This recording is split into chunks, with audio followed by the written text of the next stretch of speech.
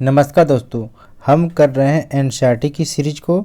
आज जो हम करने वाले हैं क्लास 7 के ज्योग्राफी के चैप्टर नंबर ये 4 है। ठीक है, यानी एनसीईआरटी बुक में ज्योग्राफी के चैप्टर नंबर ये 4 है, जिसका नाम है वायु। ठीक है, कि आप सभी जानते हैं सी टेट या एच टेट या किसी भी टेट के एग्ज़ाम की तैयारी आप करते हैं तो उसमें एनसीईआरटी की बुक से क्वेश्चन पूछे जाते हैं। ठीक है, अगर आपने इससे पहले के चैप्टर को नहीं देखा है, चैप्टर 1 और फर्स्ट सेकेंड थर्ड को, तो प्लेलिस्ट से जाकर देख सकते हैं या डिस्क्रिप्शन बॉक्स में उसका लिंक दे दिया जाएगा, आप देख लेंगे। ठीक है, क्लास 6 की एनसीईआरटी बुक में हिस्ट्री या ज्योग्राफी को भी करा दिया गया, उसको भी जाके देख लेंगे। ठीक है, चलिए शुरू करते हैं चैप्टर नंबर 4 क्लास 7 हिस्ट्री वायु।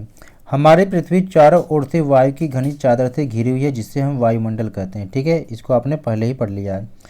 पृथ्वी पर सभी जीव जीवित रहने के लिए वायुमंडल पर निर्भर हैं। यह हमें सांस लेने के लिए वायु प्रदान करता है एवं सूर्य की किरणों के हानिकारक प्रभाव से भी हमारी रक्षा करता है।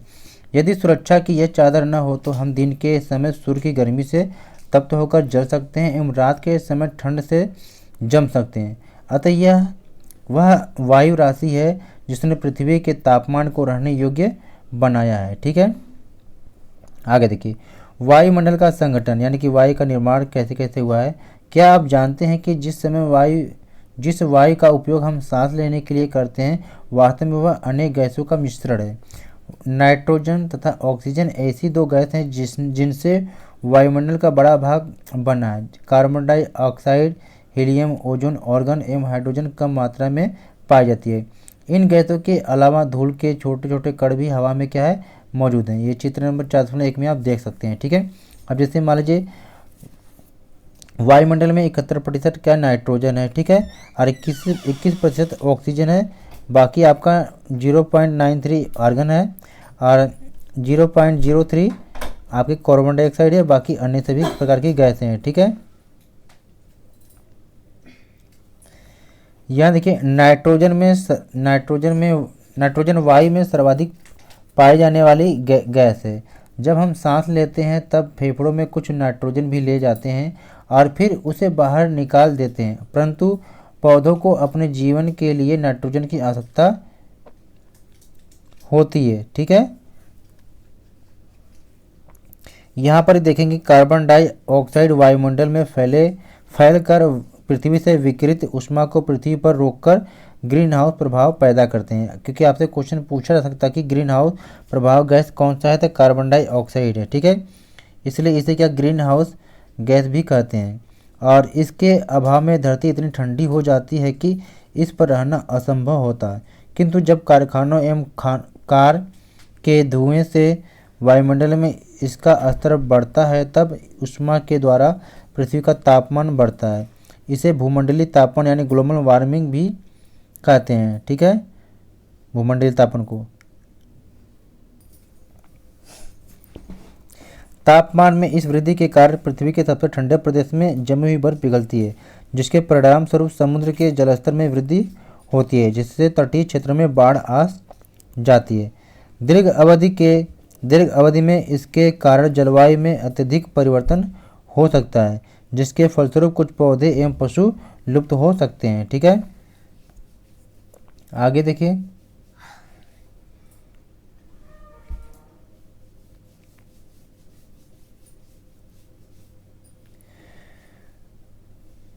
वे सीधे वायु से नाइट्रोजन नहीं ले पाते। मृदा तथा कुछ पौधों की जड़ों में रहने वाले जीवाणु वायु से नाइट्रोजन लेकर इसका स्वरूप क्या है, बदल देते हैं, जिससे पौधे इसका प्रयोग कर सकें। यानी यहाँ पर देख पा रहे होंगे आप, इसमें क्या कहा गया है कि परंतु पौधों को अपने जीवन के लिए नाइट्रोजन की आवश्यकता होती है, लेकिन वे क्या सीधे वायु से नाइट्रोजन नहीं ले पाते हैं। मृदा तथा कुछ पौधों की जड़ों में रहने वाले जीवाणु वायु से नाइट्रोजन लेकर इसका स्वरूप बदल देते हैं, जिससे पौधे इसका प्रयोग कर सकें। ठीक है, ऑक्सीजन वायु में प्रचुरता से मिलने वाली दूसरी गैस है। मनुष्य तथा पशु सांस लेने में वायु से ऑक्सीजन प्राप्त करते हैं। हरे पादप प्रकाश संश्लेषण द्वारा ऑक्सीजन उत्पन्न करते हैं। इस प्रकार वायु में ऑक्सीजन की मात्रा समान बनी रहती है। यदि हम वृक्ष काटते हैं तो क्या संतुलन बिगड़ जाता है। कार्बन डाइऑक्साइड अन्य महत्वपूर्ण गैस है। हरे पादप अपने भोजन के रूप में कार्बन डाइऑक्साइड का प्रयोग करते हैं और ऑक्सीजन वापस देते हैं। मनुष्य और पशु कार्बन डाइऑक्साइड बाहर निकालते हैं। मनुष्यों तथा पशुओं द्वारा बाहर छोड़ी जाने वाली कार्बन डाइऑक्साइड की मात्रा पादपों द्वारा प्रयोग की जाने वाली गैस के बराबर होता है, जिससे यह संतुलन बना रहता है। परंतु यह संतुलन कोयला तथा खनिज तेल आदि ईंधनों के जलाने से गड़बड़ा जाता है। वे वायुमंडल में प्रतिवर्ष करोड़ों टन कार्बन डाइऑक्साइड की बढ़ोतरी करते हैं। परिणाम स्वरूप कार्बन डाइऑक्साइड का बढ़ा हुआ आयतन पृथ्वी पर मौसम तथा जलवायु को प्रभावित करता है। ठीक है, अब यहाँ पर देखेंगे क्या दे रखा कि पूछा जा रहा है, क्या आप जानते हैं जब वायु गर्म होती है तो फैलती है और हल्की होकर ऊपर उड़ती है। ठंडी वायु सघन और भारी होती है, इसलिए इसमें नीचे रहने की प्रवृत्ति होती है। गर्म वायु के ऊपर उठने पर आसपास के क्षेत्रों में ठंडी वायु रिक्त स्थान को भरने के लिए वहां आ जाती है। इस प्रकार वायु चक्र चलता रहता है। ठीक है, यहाँ चित्र में आप देख पा रहे होंगे कि ग्लोबल वार्मिंग से संबंधित अलग अलग पेपर में अलग अलग खबरें दी है। ठीक है, आगे देखिए वायुमंडल की संरचना। आप देखें वायुमंडल की संरचना कैसे बनी, इसे हम क्लास 6 में भी पढ़ चुके हैं। ठीक है, फिर भी एक बार पढ़ लेते हैं। वायुमंडल की संरचना। हमारा वायुमंडल 5 परतों में विभाजित है, जो पृथ्वी की सतह से आरंभ होती है, यानी कि पृथ्वी के नीचे से क्षोमंडल, समताप मंडल, मध्यमंडल, बाह्यमंडल, वायुमंडल एवं बहिर्मंडल है। ठीक है, चित्र में आप देख लेंगे यहाँ पर। ठीक है, पृथ्वी में सबसे नीचे से क्या क्षोमंडल पाया जाएगा, फिर समताप मंडल, फिर मध्यमंडल, फिर वाह्यमंडल, फिर बहिर्मंडल। ठीक है, और यहाँ पर यह भी दिया गया कि क्षोमंडल में क्या क्या पाया जाता है। क्षोमंडल में माउंट एवरेस्ट पाया जाता है। यहाँ पर मौसम संबंधी सभी गतिविधियाँ क्षोमंडल में होती है। और ओजोन परत आपका कहाँ पाया जाता है, समताप मंडल में पाया जाता है। हवाई जहाज भी समताप मंडल में उड़ते हैं। ठीक है, इन सब सारी चीज़ों को आप यहाँ पर देख लेंगे। आगे देखिए, चलिए एक करके पढ़ते हैं। क्षोमंडल, यह परत वायुमंडल की सबसे महत्वपूर्ण परत है। इसकी औसत ऊंचाई 13 किलोमीटर है। हम इसी मंडल में मौजूद वायु में सांस लेते हैं। मौसम की लगभग सभी घटनाएं क्या हैं, जैसे वर्षा, कोहरा एवं ओलावर्षण इसी परत के अंदर होती हैं। किसके, क्षोमंडल के अंदर। ठीक है, आगे देखिए समताप मंडल क्या है। समताप मंडल क्षोमंडल के ऊपर का भाग समताप मंडल कहलाता है। यह क्या है, लगभग 50 किलोमीटर की ऊंचाई तक फैला हुआ है। यह परत बादलों एवं मौसम संबंधी घटनाओं से लगभग मुक्त होता है, यानी कि यहाँ का तापमान एकदम समान होता है। और हवाई जहाज क्या इसी मंडल में उड़ते हैं। ठीक है, समताप मंडल की एक महत्वपूर्ण विशेषता यह है कि इसमें ओजोन गैस भी पाई जाती है। ठीक है ना, ओजोन गैस क्या इसी मंडल में परत में पाई जाती है। यह परत सूर्य से आने वाली हानिकारक गैसों से क्या हमारी रक्षा करता है। ठीक है, अब देखिए मध्यमंडल क्या है। यह वायुमंडल की तीसरी परत है। यह समताप मंडल के ठीक ऊपर होती है। यह लगभग 80 किलोमीटर की ऊंचाई तक फैली है। अंतरिक्ष से प्रवेश करने वाले उल्का पिंड इस परत में आने पर जल जाते हैं। ठीक है, आगे देखिए बाह्य वायुमंडल। बाह्य वायुमंडल में बढ़ती हुई ऊंचाई के साथ तापमान अत्यधिक तीव्रता से बढ़ता है। आयन मंडल इस परत का एक भाग है। यह 80 से 400 किलोमीटर तक फैला है। ठीक है, और रेडियो संचार क्या है, संचार के लिए इस परत का उपयोग होता है। वास्तव में पृथ्वी से जो प्रसारित रेडियो तरंगें होती हैं वह इस परत द्वारा क्या पुनः पृथ्वी पर क्या परावर्तित कर दी जाती हैं। ठीक है, बहिर्मंडल क्या है। बहिर्मंडल पृथ्वी की वायुमंडल की सबसे ऊपरी परत को बहिर्मंडल के नाम से जाना जाता है। ठीक है,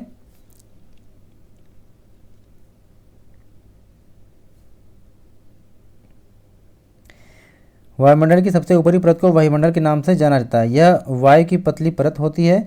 हल्की गैस जैसे हीलियम एवं क्या हाइड्रोजन यहीं से अंतरिक्ष में तैरती रहती हैं। ठीक है, चलिए आगे देखेंगे मौसम एवं जलवायु।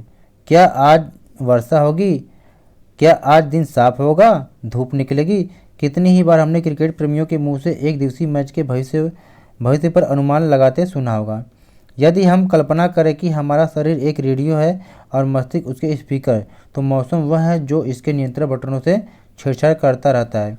मौसम वायुमंडल की प्रत्येक घंटे तथा दिन प्रतिदिन की स्थिति होती है। अब देखिए यहाँ पर मौसम की परिभाषा दिया हुआ है कि मौसम वायुमंडल की प्रत्येक घंटे तथा दिन प्रतिदिन की स्थिति होती है। आर्द्र एवं गर्म मौसम किसी को भी चिड़चिड़ापन बना सकता है। अच्छा हवादार मौसम हमें आनंद देता है और हमें क्या घूमने की योजना भी बना सकते हैं। मौसम नाटकीय रूप से दिन प्रतिदिन बदलता है, किंतु दीर्घकाल में किसी स्थान का औसत मौसम उस स्थान की जलवायु बताता है। क्या अब आप समझ गए होंगे कि मौसम का दैनिक पूर्वानुमान क्यों करते हैं। चलिए यहाँ पे देखेंगे, यह जानकर आपको आश्चर्य होगा कि पृथ्वी सूर्य की लगभग क्या दे रखा है,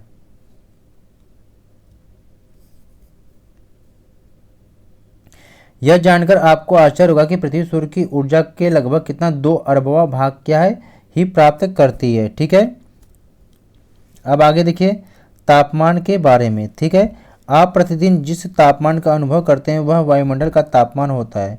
वायु में मौजूद ताप एवं शीतलता के परिणाम को तापमान कहते हैं। ठीक है, वायुमंडल का तापमान केवल दिन और रात में ही नहीं बदलता बल्कि ऋतुओं के अनुसार भी बदलता है।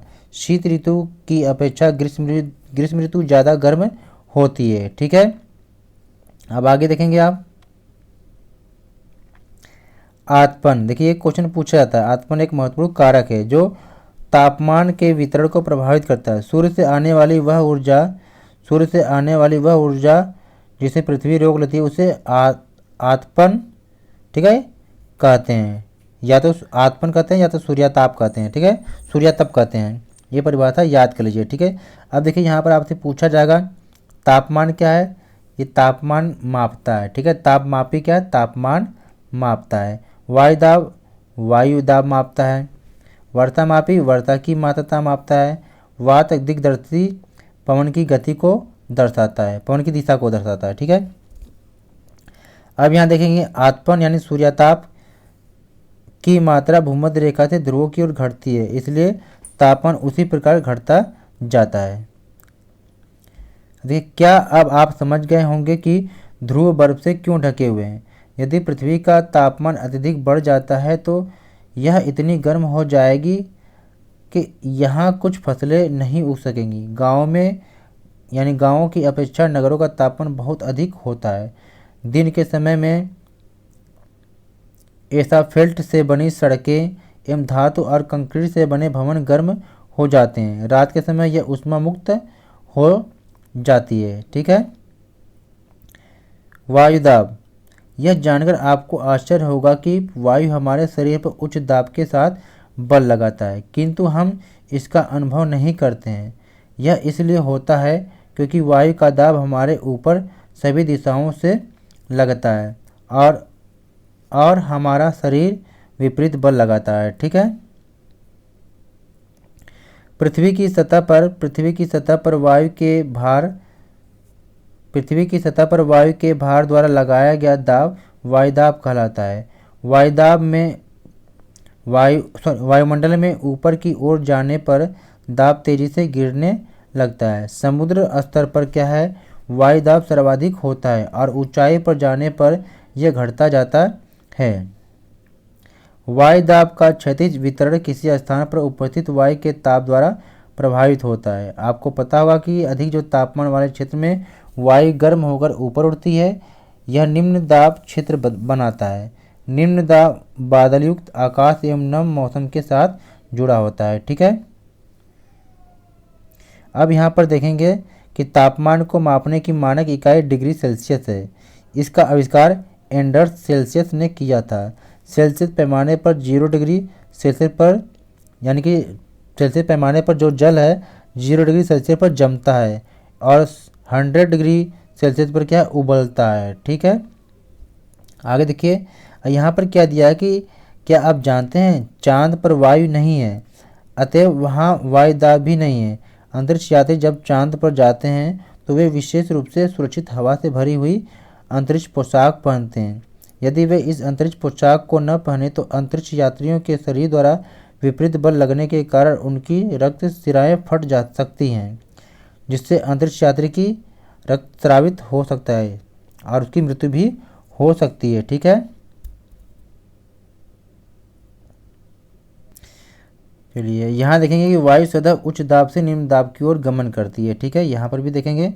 अब आगे देखते हैं पवन के बारे में। पवन क्या है? उच्च दाब क्षेत्र से निम्न दाब की ओर वायु की गति को पवन कहते हैं। आप पवन को काम करते देख सकते हैं जब यह सड़क पर गिरी पत्तियों को उड़ाती अथवा तूफान के साथ पेड़ों को उखाड़ देती है। कभी कभी जब पवन धीरे बहती है तो आप इसे महीन धूल या धुएं को उड़ाते देख सकते हैं। कभी कभी पवन इतनी तेज होती है कि इसके विपरीत दिशा में चलना कठिन हो जाता है। आपने अवश्य अनुभव किया होगा कि तेज पवन में छाता लेकर चलना आसान नहीं है। 3 अन्य उदाहरण सोचिए जब तेज पवन के कारण आपके लिए समस्या उत्पन्न हुई हो। पवन को मुख्यतः 3 प्रकारों में विभाजित किया जा सकता है। ठीक है, यहाँ पर देखिए, पवन का नाम उसके आने की दिशा के आधार पर निर्धारित होता है। उदाहरण के लिए पश्चिम से आने वाली पवन को पश्चिमी यानी कि पछुआ पवन कहते हैं। ठीक है, इसको भी आप देखेंगे। ठीक है,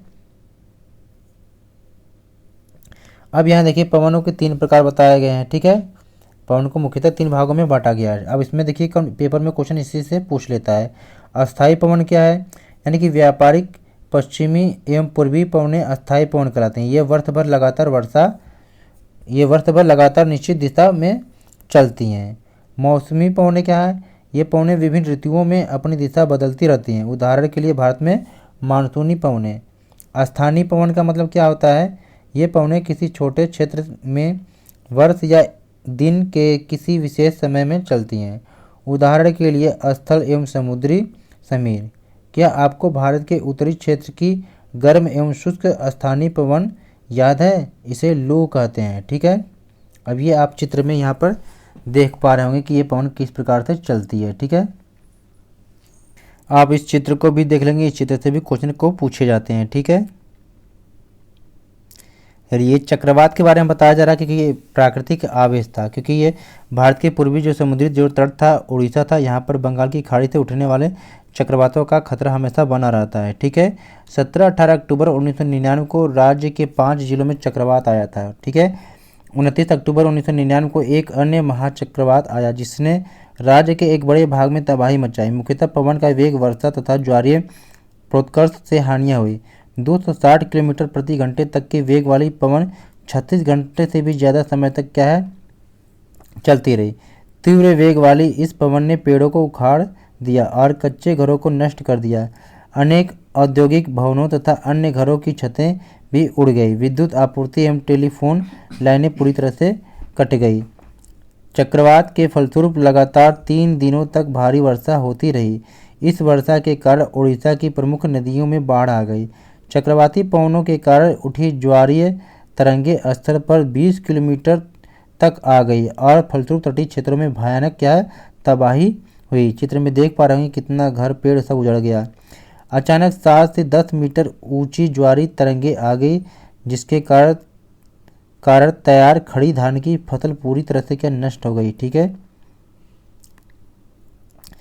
25 अक्टूबर 1999 को पूर्वी पोर्ट ब्लेयर के निकट थाईलैंड की खाड़ी में अवदाब के कारण यह चक्रवात उत्पन्न हुआ और धीरे धीरे उत्तर पश्चिमी दिशा में बढ़ा। गहन होकर इसने महाचक्रवात का रूप धारण कर लिया और 29 अक्टूबर को सुबह 10:30 बजे उड़ीसा के इरे सामा एवं बालीकुड़ा के बीच क्षेत्र को प्रभावित किया। ये 2 क्षेत्रों के नाम याद रखना आप। इस महाचक्रवात ने भुवनेश्वर, कटक और 28 तटीय नगरों सहित उड़ीसा के पूर्वी तट को बर्बाद कर दिया। इससे लगभग 130 लाख लोग प्रभावित हुए। बहुत बड़ी संख्या में पशुओं की मौत हो गई। धान, सब्जियां एवं फलों की खड़ी फसलों का भारी नुकसान हुआ। ज्वारी प्रोत्कर्ष से उत्पन्न हुई लवणता के कारण कृषि योग्य विशाल भूक्षेत्र अनुपजाऊ हो गए। साल, सागवान एवं बांस के बागान वाले विशाल भूक्षेत्र नष्ट हो गए।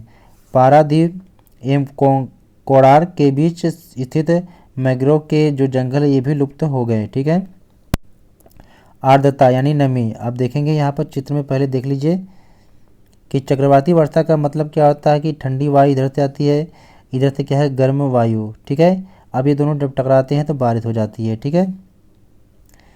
आर्द्र वायु का मतलब क्या है, ये पर्वत है यहाँ पर, जब आर्द्र वायु यहाँ पर जाएगी तो ये भी जब टकरा के बारिश हो जाती है, ठीक है। तो ये नाम को याद रखना आप। संवहनी वर्षा मतलब है बादल है ये, फिर ये गर्म वायु, फिर यहाँ पर क्या बारिश दिखाया जा रहा है।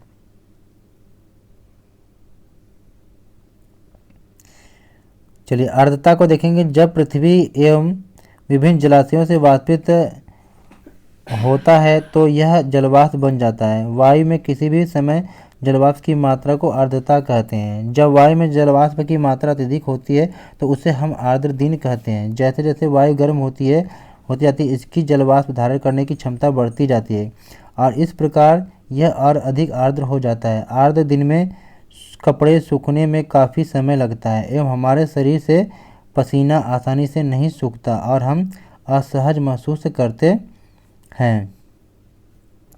जब जलवाष्प ऊपर उठता है तो यह ठंडा होना शुरू हो जाता है। जलवाष्प संघनित होकर ठंडा होकर जल की बूंद बनाते हैं। बादल इन्हीं जल बूंदों का ही एक समूह होता है। जब जल की ये बूंदें इतनी भारी हो जाती हैं कि वायु में तैर न सके तब ये वर्षण के रूप में नीचे आ जाती हैं। आकाश में उड़ते हुए जेट हवाई जहाज अपने पीछे सफ़ेद पथ चिन्ह छोड़ते हैं। इनके इंजनों से निकली नमी संघनित हो जाती है। वायु के गतिमान न रहने की स्थिति में यह संघनित नमी कुछ देर तक पथ के रूप में दिखाई देती है, ठीक है।